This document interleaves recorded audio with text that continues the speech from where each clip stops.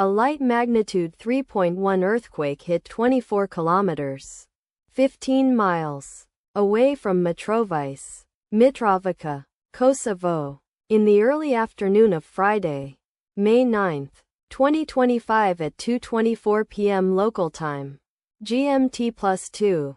The quake had a very shallow depth of 4 kilometers, 2.5 miles, and was not felt, or at least not reported so.